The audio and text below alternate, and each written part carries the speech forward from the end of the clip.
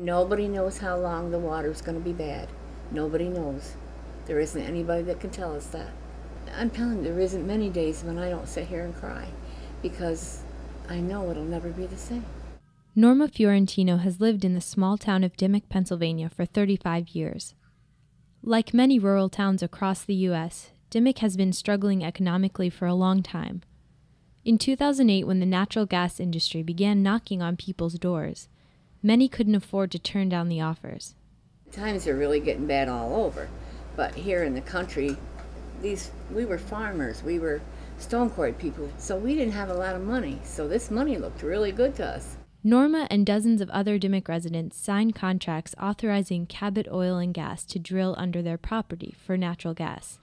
Pat Varinelli lives down the road from Norma, on a tree-lined hill that overlooks a drilling pad. She spoke to us about why she took them up on the offer.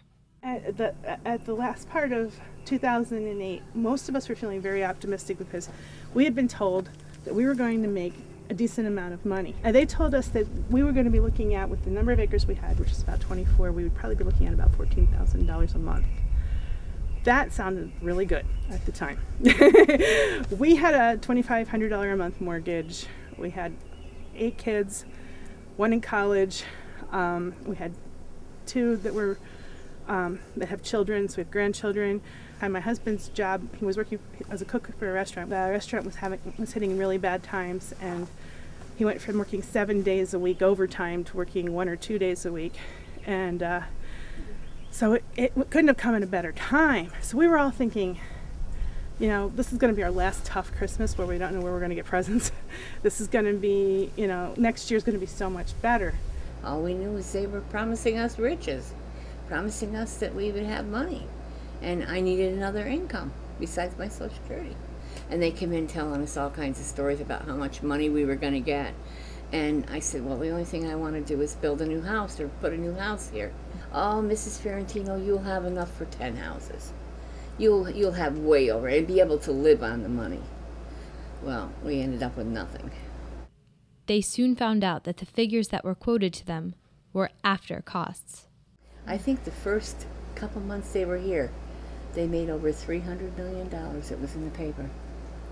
No wonder they did, because we were paying for the drilling and everything. Pennsylvania sits on top of the Marcellus Shale, one of the largest deposits of natural gas in the world. A new drilling process called fracking has made the gas accessible for the first time. Hundreds of gallons of chemical fluid are pumped into the underground wells, and the rising pressure causes miniature earthquakes that break up the shale and release deposits of natural gas. Over 2 years, Cabot has drilled over 70 wells in the area. Dimock has been coined the ground zero of gas drilling. Dozens of local families now have groundwater that's too contaminated to drink. We were all very, went into this with a lot of naivete. And it wasn't that we were stupid, it was that we just weren't informed at all that there was any risk.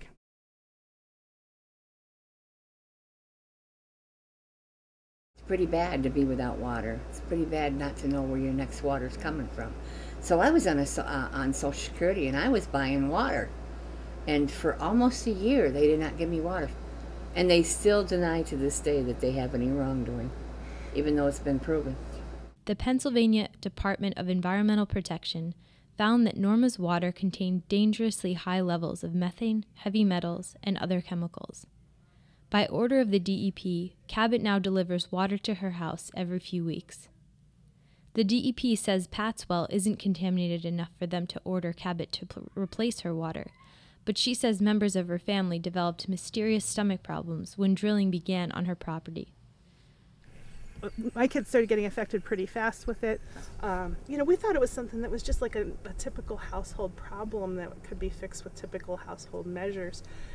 So I just realized I've got to buy her water. So I started going to Price Chopper and getting a cart full of groceries for the next week or so, and a cart full of water for the next week or so that 7 or 8 people could have water to drink. I thought, okay, got the problem solved. I just have to buy water. But then it dawned on, then I started hearing from people, you're not bathing in it, are you? I was like, yes. And they said, well, you can't bathe in it because you can get as much in through your pores in a bathtub as you can by drinking 8 ounce glasses of water. And I said, oh, you gotta be kidding. We're still bathing here. Today, many Dimock families live in houses on contaminated groundwater and don't have any way to leave the situation.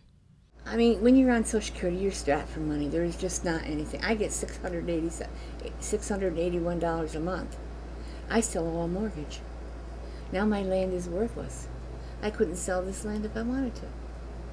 Like if somebody wanted to come in here and buy my land and I could get out of here, go to an old folks' home or something, I couldn't even sell it.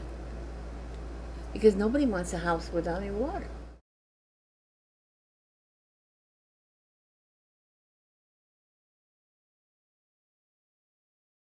I think they thought they were going to make us go away, but we're not going away. We're a very small community and we're very caring for other people. We tried everything before we put the suit on. We tried everything. The people who have been hurt, we're not in this for the greed. We're not in this for the money. We're in this to make it better for other people.